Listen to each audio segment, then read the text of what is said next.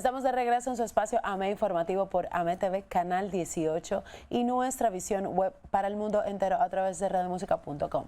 Recuerden que este espacio se retransmite a las 6:30 de la tarde y que también puede vernos a través de nuestro canal de YouTube. Asimismo, búsquenos, AME Televisión, y no se pierda este contenido. Nos acompaña nuevamente nuestro doctor, colaborador, especialista en cirugía general y en bariátrica. Pero hoy viene a hablarnos de algo que a nuestro querido Iván le conviene. Sí, claro. Y es bueno que el doctor José García, además de darle la bienvenida, escuche qué es lo que Iván tiene para decir para entonces dar inicio a este tema. Bueno, yo me hice una resonancia hace un tiempo. Tengo una pequeña hernia discal.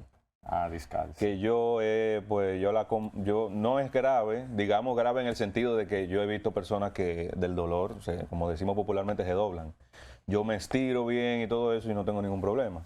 Pero hay veces que cuando me ataca un estornudo, por ejemplo, algunos movimientos que no puedo controlar, me da un dolor que ya tú sabes. Y así estoy ahora mismo. Entonces, sí. Lo primero, doctor, disculpe, bienvenido, pero lo primero es, ¿qué es una hernia? Porque Exacto, uno primero que crece todo. Escuchando que te sale una hernia en el ombligo, y una hernia, y uno no sabe lo que es una hernia. Sí, la hernia, definición de hernia como tal, es una protrusión anómala a través de un orificio mioponeurótico, dígase del músculo, de la pared de la cavidad que contiene este contenido que se hernía, que sobresale o que protruye. Entonces, eso es un concepto general que se aplica a diferentes partes del cuerpo. Puede ser una hernia hiatal, una hernia de pared abdominal, en el caso tuyo una hernia discal. O una protrusión discal, en lo cual prácticamente el núcleo pulposo de lo que es que sostiene este cojín que está entre vértebra y vértebra, protruye y eso comprime alguna estructura nerviosa o la médula y eso causa sintomatologías en el paciente. Exacto. A nivel de cirugía general, ya las hernias se describen como defectos en la pared abdominal, ya sea todos los defectos que son de pared abdominal. Entre ellas están las hernias epigástricas, que son hernias por encima del ombligo, las hernias umbilicales, como bien tú mencionaste, que pueden ser tanto congénitas como adquiridas, y las hernias inguinales, de la región inguinal, que son el 75 a 80% de todas las hernias. Aunado a esto, también tenemos las hernias incisionales, que son hernias que suceden posterior a un procedimiento quirúrgico. Un ejemplo, una paciente se hizo una cesárea, le hicieron la cesárea y por ahí sale una hernia. Entonces, esos son hernias incisionales. Si bien las hernias umbilicales, iniciando por ahí, son las hernias que son tanto adquiridas como congénitas. El paciente puede nacer con ellas desde niño y la corrección se hace a partir de los 5 años de edad. Ya cuando el paciente tiene 5 años de edad, se le corrige la hernia. No se sana como hay en el bien popular de nosotros, por colocándole una moneda de 25 centavos, ni colocándole canicas, ni nada de eso. Simplemente la corrección es quirúrgica. Si el niño no cierra ese orificio, después de los 5 años, se lleva a cirugía y se realiza el procedimiento. Otra de las causas más comunes de las hernias umbilicales son posterior al embarazo. Ya cuando estas mujeres tienen su hernia pequeña, que tienen un ombligo redondo y hundido, que prácticamente no notan su hernia, ya cuando este abdomen se distiende por el aumento del útero, esa hernia sobresale y crece. Entonces ya posterior a eso presenta ese tipo de síntomas. Otro tipo de hernia, que no es la definición de hernia como tal, pero sí se considera una, es las diástasis de los rectos, que es cuando los dos rectos abdominales, el músculo de los cuadritos, por así decirlo, se distiende y protruye contenido de la cavidad abdominal en sí.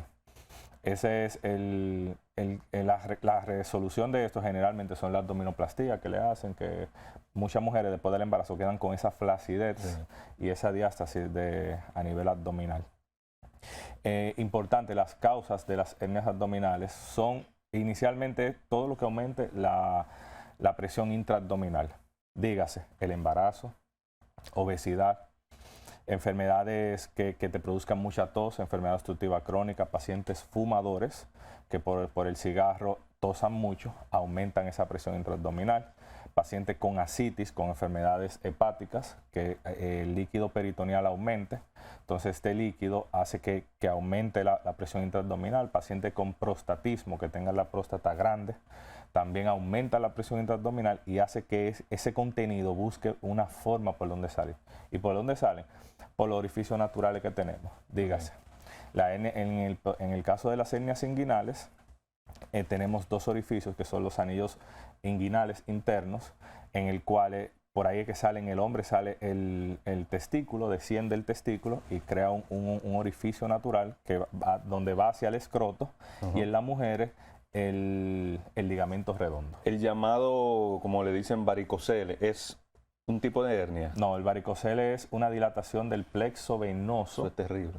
Del plexo venoso que drena la sangre del testículo.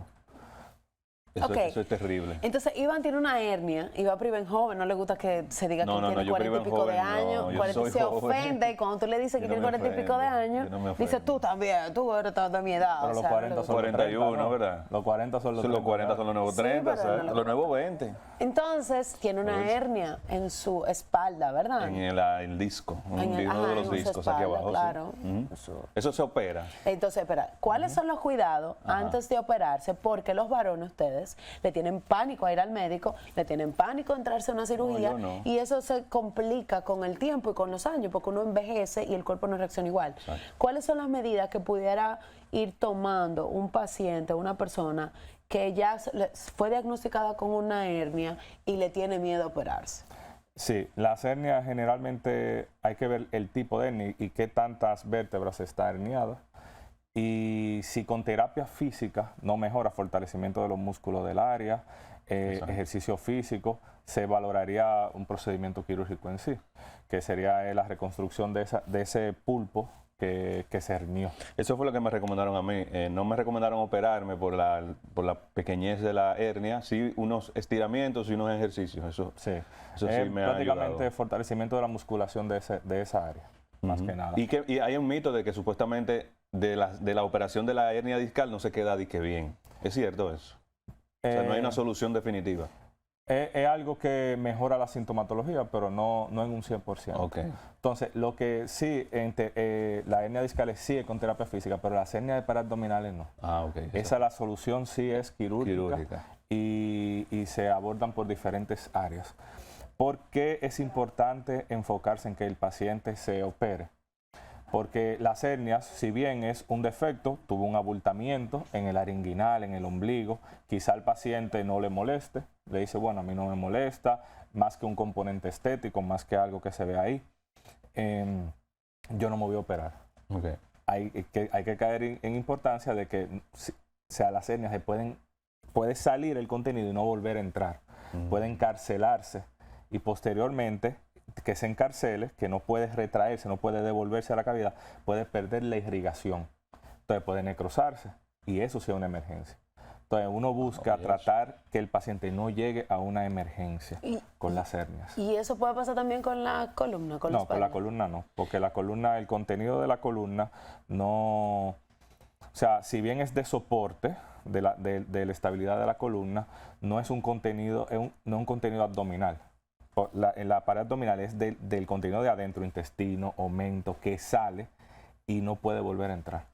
Entonces ahí eso pierde la irrigación, la sangre no le llega y se empieza a necrosar, empieza a perder vitalidad. Wow. Una operación de este tipo en quirófano, ¿tiene algún aproximado de tiempo o son cirugías que...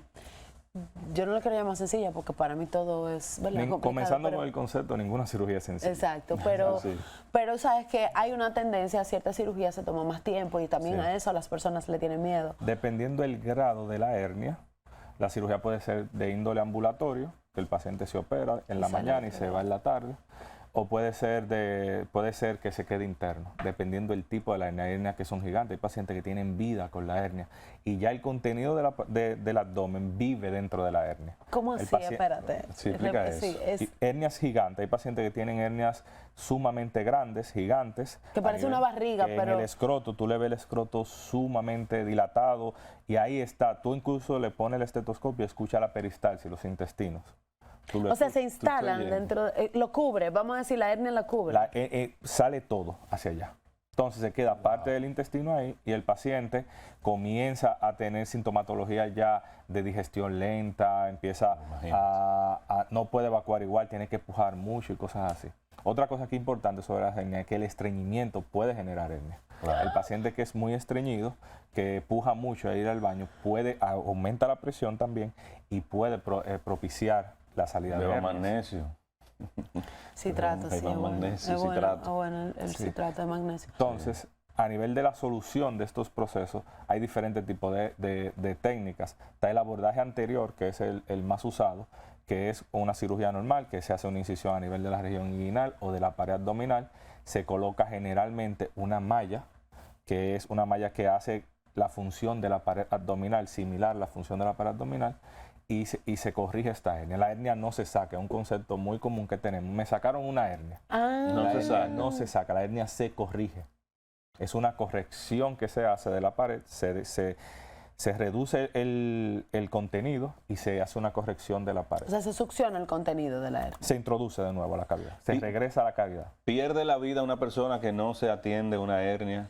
Sí, puede perder. Correctamente. Porque las hernias pueden causar obstrucciones intestinales y por una obstrucción intestinal o una isquemia del segmento sí puede entrar. Y es común que la gente...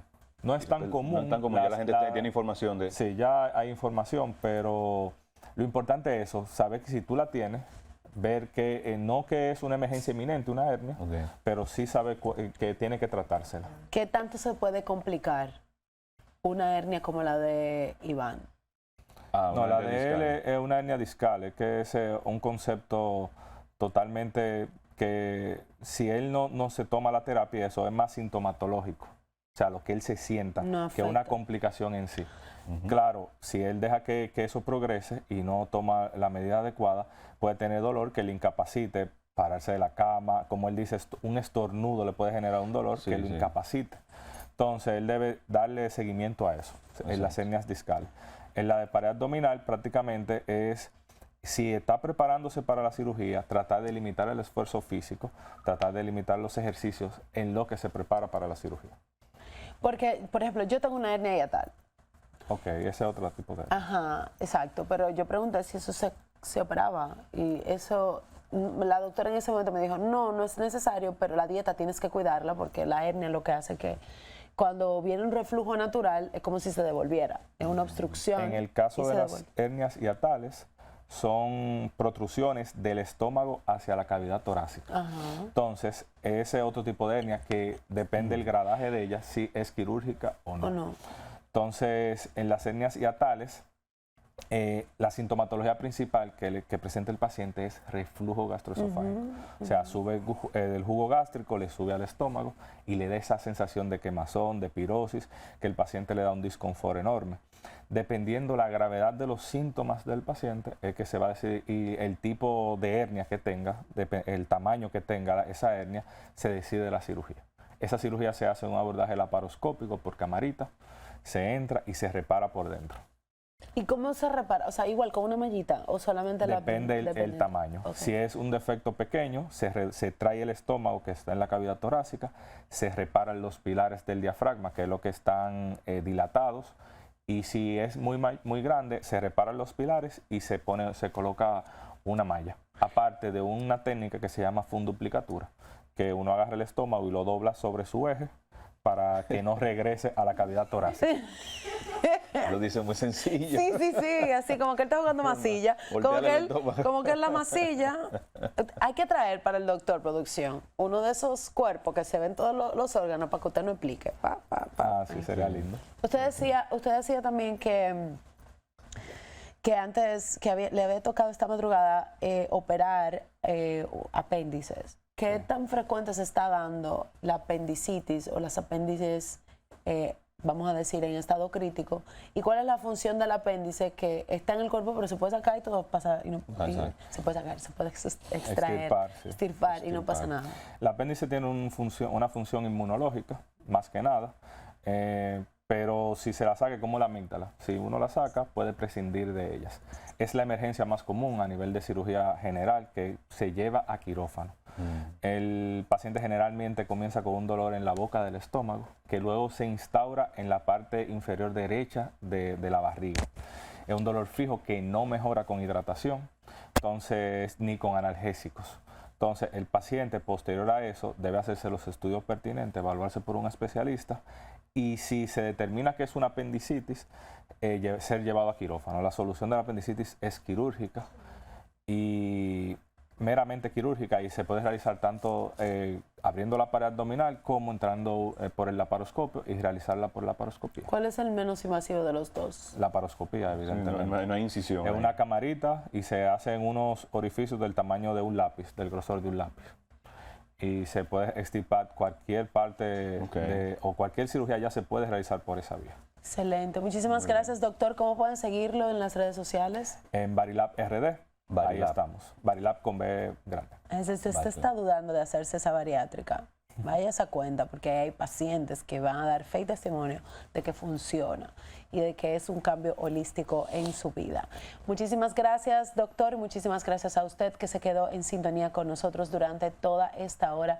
Le reiteramos que este espacio se retransmite a las 6:30 de la tarde a través de AMTV Canal 18 y nuestra visión web a través de radiomusica.com. Recuerde seguirnos en las plataformas digitales, suscribirse a nuestro canal de YouTube y, por supuesto, darle a compartir. Nos vemos y nos escuchamos el lunes.